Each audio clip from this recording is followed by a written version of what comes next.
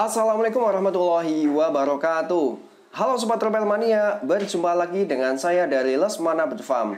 Pada kesempatan kali ini saya akan share kepada teman-teman untuk perawatan burung terucukan yang lebih dari satu ekor, supaya burung terucukan kita tetap gacor, ropel panjang, dan tidak down atau kalah mental. Oke, langsung aja masuk ke pembahasan. Yang pertama adalah teman-teman harus memperhatikan untuk penempatan burung terucukan. Ya, jadi sebaiknya misalnya kedua burung terucukan ini itu dalam kesehariannya itu tidak saling berhadapan atau tidak saling melihat ya.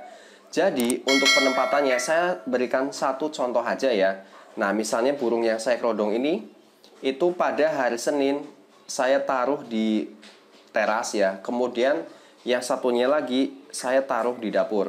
Nah, biasanya kedua burung terucukan ini pada pagi harinya ketika yang salah satunya di embun saya taruh di teras, itu dia ngeropel panjang, dia gacor. Nah, kemudian demikian juga yang ada di dapur juga dia akan ropel ya.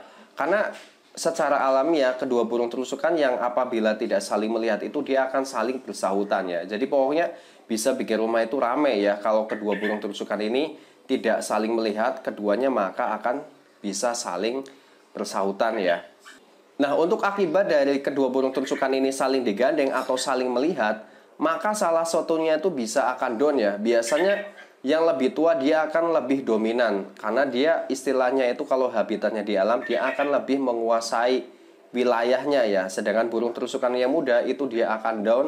Kalau dia sudah down itu atau kalah mental, maka dia akan macet, tidak mau bunyi lagi ya. Dia tidak akan berani membalas suara burung terucukan yang lebih senior. Nah, kalau sudah seperti itu, kita harus melakukan perawatan yang lebih intensif lagi supaya burung yang down ini dia bisa mau berbunyi lagi ya.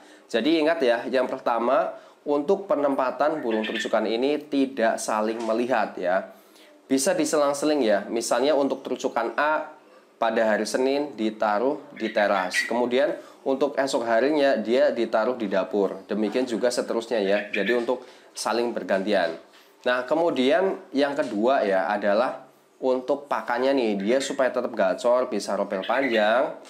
Untuk pakannya keduanya ini tidak saya bedakan ya. Jadi untuk pakan utamanya yang pertama adalah fur ya. Kemudian yang kedua adalah buah-buahan. Nah, itu wajib teman-teman.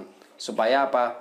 Burung terucukan ini bisa lebih sehat, kemudian dia gacor. Karena pakan alamiah burung terucukan ini kan apa? Buah-buahan ya kalau di alam, kemudian dengan serangga. Untuk pakan selain fur, biasanya saya selalu menyediakan buah pisang ataupun buah pepaya. Saya kadang selang-seling ya. Karena buah pepaya ini fungsinya adalah untuk menstabilkan atau menurunkan birahi burung terucukan. Kalau kita berikan buah pisang terus-menerus, dia akan bisa membuat over birahi. Kemudian selanjutnya adalah extra foodingnya nih. Untuk settingan kedua burung terucukan ini saya bikin settingan yang rendah ya. Untuk pada pagi hari itu saya berikan 1 ekor jangkrik dan sore harinya juga 1 ekor jangkrik. Karena ini kan untuk burung rumahan, jadi cukup kesehariannya itu adalah cukup satu-satu aja ya teman-teman. Nah, selanjutnya adalah untuk penjemuran. Untuk penjemurannya karena keduanya ini selang-seling, ya berarti burung yang satu hari ini kita jemur, kemudian burung yang satunya lagi tidak dijemur. Karena yang satunya ini di teras. Kalau di teras itu kalau pagi hari biasanya langsung terkena sinar matahari. Nah, demikian juga untuk pengembunannya ya. Untuk pengembunannya itu juga bergantian ya.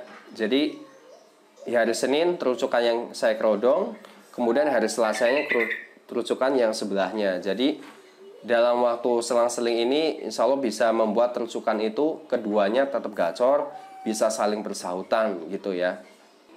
Jadi kunci utamanya itu sebenarnya pada apa? Pada peletakan burung terucukan, supaya keduanya ini bisa tetap gacor, bisa ropel panjang, dan salah satunya tidak down ya.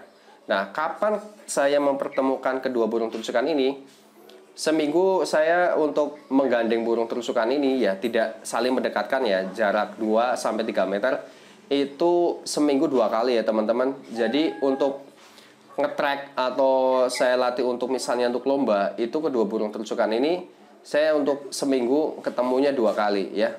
Saya jajarin dalam jarak sekitar 2 meter itu seminggu 2 kali, dan itu pun tidak lama ya, cukup 3 sampai dengan 5 menit ya. Kalau saya deketin dalam waktu 3 sampai 2 menit, dia akan supaya dia itu tidak demam panggung ketika pada saat nanti itu digantang. Itu ya. Oke, demikian teman-teman untuk perawatan burung tersukan yang lebih dari 1 ekor. Semoga bisa bermanfaat. Apabila ada hal yang belum jelas, silakan teman-teman bisa sampaikan pada kolom komentar. Insya Allah saya akan membalasnya. Oke.